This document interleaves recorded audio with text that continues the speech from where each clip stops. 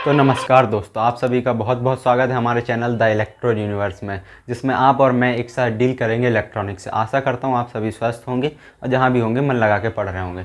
तो जैसा कि हम सभी ने पिछले लेक्चर्स में CRO DSO अच्छे से डिटेल स्टडी कर ली है, फंक्शन जनरेटर का अपन ने बेसिक स्टडी कर ली है। मैं आपको फिर भी एक बार शॉर्टली बता देता हूँ। फंक्शन जनरेटर एक ऐसा डिवाइस है, बोला जाए तो फंक्शन जनरेटर एक ऐसा डिवाइस है जो कि क्या करता है, different types of waveform generate करता है। ये इसका मेनली एप्लीकेशन है। अब अपन बात करें, फंक्शन जनरेटर के अंदर एक सर्किट लगी रहती है जो फंक्शन जनरेटर को बनाती है। बोला जाए तो अगर आईसी, उस सर्किट में एक पार्ट है IC 8038, अगर उसको हटा दिया जाए तो फंक्शन जनरेटर किसी काम का नहीं है। तो अब सीधी सी बात यह है कि IC 8038 ही फंक्शन जनरेटर है। अगर आपने ये स्टडी कर ली तो आप फंक्शन जनरेटर समझ गए। तो आइए अपन अपने टॉपिक पे चलते हैं, IC 8038 के बारे में जानते हैं। अब मैं आपको ये बता दूं, IC 8038 क्या है। एक इंटीग्रेटेड सर्किट है। IC का फुल फॉर्म होता है इंटीग्रेटेड सर्किट। ये IC 8038 एक टेक्नोलॉजी का नाम है, मोनोलिथिक टेक्नोलॉजी के नाम से इसको जानते हैं। अब आप सोच रहे होंगे मोनोलिथिक टेक्नोलॉजी है क्या। ये एक ऐसी टेक्नोलॉजी है जिसमें क्या होता है, अपने जो सेमीकंडक्टर हैं या एक्टिव और पैसिव कंपोनेंट हैं जो, इनको इसके अंदर इम्प्लांट कर दिया जाता है। क्या कर दिया जाता है, इम्प्लांट। और एक ये चिप बन के तैयार हो जाती है छोटी सी। ये मतलब अगर आप अलग से ट्रांजिस्टर लगाओगे, डायोड लगाओगे तो कितनी बड़ी सर्किट बन जाएगी, बहुत बड़ी। तो IC क्या है, एक छोटी सी चिप है जिसके अंदर सारे ट्रांजिस्टर या बोला जाए सेमीकंडक्टर लगे होते हैं। तो अपन इसको बोलें तो इसका यूज़ क्या है, फंक्शन जनरेटर में यूज़ है। मोनोलिथिक टेक्नोलॉजी से बनी होती है IC। अब ये IC मोनोलिथिक टेक्नोलॉजी से बनी होती है, ये तो ठीक है, आपको क्लियर हो गया। आपके पेपर में क्वेश्चन आ सकता है कि जो IC 8038 है, अपनी IC 8038 किससे बनी रहती है, तो मोनोलिथिक टेक्नोलॉजी से।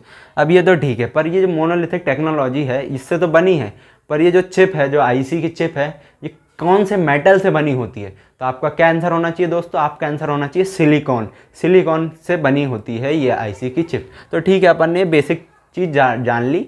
अब अपन इसके ब्लॉक डायग्राम पे चलते हैं और जानेंगे कि ये वर्किंग कैसे करती है। तो सबसे पहले मैं आपको इससे रूबरू करवा दूं, बता दूं कि इसमें दो कंपैरेटर लगे होते हैं, एक फ्लिप फ्लॉप लगा होता है, दो बफर लगे होते हैं, एक शंट कन्वर्टर लगा रहता है, एक कैपेसिटर लगा रहता है। एक बार फिर से रिवाइज कर लेते हैं। दो कंपैरेटर रहते हैं, दो बफर रहते हैं, एक फ्लिप फ्लॉप रहता है, एक शंट कन्वर्टर रहता है, एक कैपेसिटर रहता है, और इसमें दो सोर्स होते हैं जहाँ से इनपुट आता है। तो अपन इसको अब आगे डिटेल स्टडी करते हैं। देखो, इसमें बात ये है, सबसे पहले इनको भी समझ लेते हैं आप, इनको कंपैरेटर, फ्लिप फ्लॉप। जिसको पता है बहुत अच्छी बात, जिनको नहीं पता है वो ध्यान से देखें। देखो, जो कंपैरेटर है ना, वो सिग्नल को डिजिटलाइज करने का काम करता है। एक इसकी एक ये प्रॉपर्टी होगी। दूसरी प्रॉपर्टी ये है कंपैरेटर की कि दो इनपुट सिग्नल को एक आउटपुट में बदलता है। ठीक है, कंपैरेटर क्या करता है, डिजिटलाइज करता है सिग्नल को। और दूसरी प्रॉपर्टी क्या है कंपैरेटर की, दो इनपुट को एक आउटपुट में बदल देता है। फ्लिप फ्लॉप क्या है, फ्लिप फ्लॉप है ना, सबसे इंपॉर्टेंट पार्ट है, स्विचिंग का काम करता है। यानी कि फ्लिप फ्लॉप, इसको रिलेट कर सकते हैं आप ऑन ऑफ, चालू बंद या बंद चालू।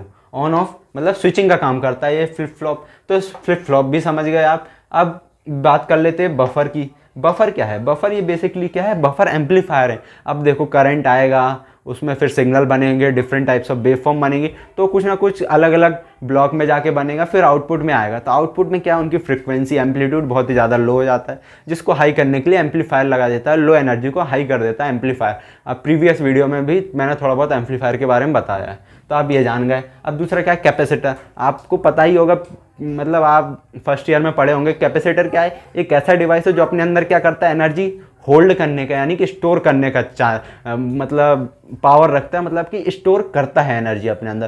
Capacitor, capacity to hold energy. Capacitor is a device which hold energy. ठीक है, ये इसकी बेसिक डेफिनेशन होगी। अब अपने काम की बात पे आते हैं। अपन ये देखेंगे कि इसमें कैसे वर्किंग होती है, इनपुट से आउटपुट तक पूरा इसको जानेंगे। तो इसमें क्या होता है, दो सोर्स रहते हैं, एक #1 से रिप्रेजेंट कर दिया अपन ने, एक #2 से। इसमें होता क्या है, जब ये सोर्स से करंट इनपुट में इधर आता है इस सर्किट में, तो उस समय क्या होता है, कैपेसिटर चार्ज होता है। और ये फ्लिप फ्लॉप मैंने बताया था बंद चालू करने का काम करता है। तो ये कैपेसिटर को तो चार्ज रहने देगा, पर ये जो करंट सोर्स 2 है इसको ऑफ कर देगा, मतलब यहाँ से करंट नहीं आएगा। ये करंट सोर्स 1 ऑन है, कैपेसिटर में करंट आ रहा है, ये चार्ज है, इसने इन्फॉर्मेशन पहुंचाई किसमें, कंपैरेटर में। कंपैरेटर में इन्फॉर्मेशन पहुंचाई तो क्या हुआ, जो कैपेसिटर है वो अपना क्या जनरेट कर देता है, ट्राइंगल वेव जनरेट कर देता है। कैसा है, ट्राइंगल वेव ऐसी दिखती है। कैपेसिटर क्या करता है, ट्राइंगल वेव जनरेट करता है। अब ये एग्जाम में क्वेश्चन आ सकता है, कैपेसिटर क्या करता है, ट्राइंगल वेव जनरेट करता है। ठीक है, अब आगे चलते हैं। पहले सोर्स 1 चालू था, अब इसको अपन ने क्या कर दिया, ऑफ कर दिया और ये सोर्स 2 ऑन है, इसमें फ्लिप फ्लॉप ने फिर से रोल प्ले किया, इसको बंद कर दिया, इसको चालू कर दिया, सर्किट को यहाँ से कनेक्ट कर दिया, सोर्स 2 चालू हो गया। अब क्या होगा, कैपेसिटर पहले क्या था, चार्ज था, तो अब उसका उल्टा होगा, क्या होगा, डिस्चार्ज हो जाएगा, कैपेसिटर डिस्चार्ज हो जाएगा। करंट सोर्स 2 ऑन है, तो फिर क्या होगा, जो फ्लिप फ्लॉप है ये भी अपना रोल प्ले करेगा और ये क्या बना देगा, अपनी स्क्वायर वेव बना देगा। अब स्क्वायर वेव, तो स्क्वायर वेव मिल गई अपन को। तो इसमें हुआ क्या, फ्लिप फ्लॉप ने स्क्वायर वेव बना दिया। अब यहाँ से भी क्वेश्चन आ सकता है कि स्क्वायर वेव कौन बनाता है, फ्लिप फ्लॉप। और पीछे मैंने आपको क्या बताया, अपना जो कैपेसिटर है वो ट्राइंगल वेव बना देता है। ठीक है, इस अपन को ट्राइंगल वेव मिल गई, स्क्वायर वेव मिल गई। अब बात आती है साइन वेव की। साइन वेव क्या होता है, जो ट्राइंगल वेव है वो आगे साइन कन्वर्टर में जाती है। साइन कन्वर्टर कुछ नहीं काम करता है, नाम से क्लियर हो रहा है, कन्वर्टर जो नॉर्मल वेव को साइन वेव में कन्वर्ट कर दे, यानी कि ट्राइंगल वेव को साइन वेव में कन्वर्ट करने का काम कौन करता है, साइन कन्वर्टर करता है। तो अपने बेसिक सा पढ़ लिया, ठीक है, एक बार रिवाइज करवा देता। जब सोर्स 1 चालू होगा, कैपेसिटर चार्ज होगा, सेकंड वाला सोर्स ऑफ होगा, ये ऑफ ऑन करने का काम कौन कर रहा है, फ्लिप फ्लॉप। कैपेसिटर चार्ज है, कंपैरेटर अपने रोल में आए, मतलब कि अपने कार्य में उनने अपनी उपस्थिति दिखाई, अपना कार्य करने लगे। अपन को क्या मिल जाएगा, कैपेसिटर में मिल जाएगी ट्राइंगल वेव। फिर क्या होगा, फ्लिप फ्लॉप फिर अपने रोल में आएगा, इसको बंद कर देगा, इसको चालू कर देगा। अब ये चालू होगा, कैपेसिटर पहले चार्ज था, अब क्या हो जाएगा, डिस्चार्ज हो जाएगा। कैपेसिटर डिस्चार्ज हो जाएगा और ये अपने रोल में आ जाएगा, करंट सोर्स 2 से करंट आ जाएगा। तो यहाँ पे क्या होगा, जो फ्लिप फ्लॉप है अपना वो अपनी स्क्वायर वेव दे देगा। ठीक है, तो यहाँ से क्वेश्चन आ सकता है कि अपनी ट्राइंगल वेव कैपेसिटर में मिलती है और अपनी स्क्वायर वेव फ्लिप फ्लॉप में मिलती है। अब आइए इसके बारे में और जानते हैं अपन आईसी से। जो आईसी में क्या होता है, बेसिकली 14 पिन लगी रहती है। आईसी 8038 में कितनी पिन रहती हैं, तो क्वेश्चन आ सकता है 14 पिन रहती है। अब ये 14 पिन के बारे में जानते हैं। देखो, जो इसमें पिन नंबर 1 रहती है, ये क्या करती है, साइन वेव को एडजस्ट करने का काम करती है। एडजस्ट करने का मतलब ये सीधा सिंपल सा मतलब है, जैसे साइन वेव है ऐसी साइन वेव चल रही है। अब ये एक साइन वेव है, अब मैंने एक ये बना दी, ये साइन वेव है। अब इन दोनों में अंदर क्या है, अगर आपने 11-12 पीसीएम से होंगे या जिसको इंटरेस्ट होगा तो उसने पढ़ा होगा, ये आपने बेसिकली फर्स्ट ईयर में पढ़ा होगा कि ये क्या होता है, मैक्सिमम डिस्टेंस जो होता है मीन पोजीशन से, इसको बोलता है एम्पलीट्यूड। अब ये यहाँ पे ज़्यादा है, यहाँ पे कम है, तो इसको एडजस्ट करने का काम कौन करता है, पिन नंबर 1 करती है। पिन नंबर में 2 में क्या मिलता है अपन को, जो आईसी है उसमें पिन नंबर 2 में आउटपुट में अपन को मिलती है साइन वेव। पिन नंबर 3 में क्या मिलती है दोस्तों, अपन को ट्राइंगल वेव मिलती है। और पिन नंबर 4 और 5 क्या काम करने का करती है, फ्रिक्वेंसी एडजस्ट, मतलब कि आपको फ्रिक्वेंसी कितनी चाहिए। अब मान लो आप सीआरओ या डीएसओ को प्रैक्टिकल कर रहे हो लैब में, आप हम लोग करके भी बताएंगे आपको। जैसे पिन नंबर 4 और 5 है ना, जो ये क्या करती है, फ्रिक्वेंसी देती है। मतलब आपको 5 हर्ट्ज फ्रिक्वेंसी चाहिए तो आपने 5 हर्ट्ज पे फिक्स कर दिया उसका जो डाया रहता है, और 4 हर्ट्ज पे फिक्स कर दिया। तो ये पिन नंबर 4 और 5 काम करती है फंक्शन जनरेटर की। और उसके बाद आते हैं पिन नंबर 9 में, जो कि क्या काम करती है, स्क्वायर वेव जनरेट करती है।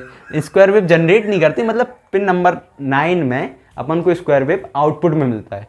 पिन नंबर 9 में क्या मिलता है, स्क्वायर वेव आउटपुट में मिलता है। और अपना पिन नंबर 12 भी वही काम करती है जो पिन नंबर 1 काम करती है, साइन वेव एडजस्ट करने का। अब यहाँ पे ये इंपॉर्टेंट क्वेश्चन ये बन सकता है कि जो पिन नंबर 14 है और 13 है वो क्या है इस आईसी में, वो नॉट कनेक्टेड है। आईसी की 80838 आईसी की पिन नंबर 13 और 14 नॉट कनेक्टेड है फंक्शन जनरेटर में। ठीक है दोस्तों, तो मैं उम्मीद करता हूँ आप सभी ने ये क्वेश्चन ध्यान से पढ़ लिए होंगे। एक बार फिर से रिवाइज कर लेते हैं एनर्जी के साथ। पिन नंबर 1 क्या काम करती है, साइन वेव एडजस्ट करने का काम करती है। पिन नंबर 2 और 3 में क्या मिलता है, 2 में मिलती है अपन को साइन वेव, 3 में मिलती है ट्राइंगल वेव। 4 और 5 क्या काम करती है, फ्रिक्वेंसी एडजस्टमेंट का काम करती है। पिन नंबर 9 क्या करती है, अपनी स्क्वायर वेव एडजस्ट करने का काम करती है। पिन नंबर 14 और 13 नॉट कनेक्टेड रहती है। और मैंने आपको शुरू में कितने ध्यान से बताया था कि मोनोलिथिक है ये जो आईसी है, कौन सी टेक्नोलॉजी से बनी है, मोनोलिथिक टेक्नोलॉजी से बनी है। तो एक बार सभी लोग कमेंट में लिखिए क्या कौन सी ये जो आईसी है 8038 किससे बनी है, मोनोलिथिक टेक्नोलॉजी से बनी है। तो मैं उम्मीद करता हूँ आपको ये पूरा वीडियो समझ में आया होगा और मन लगा के पढ़ते रहिए। धन्यवाद।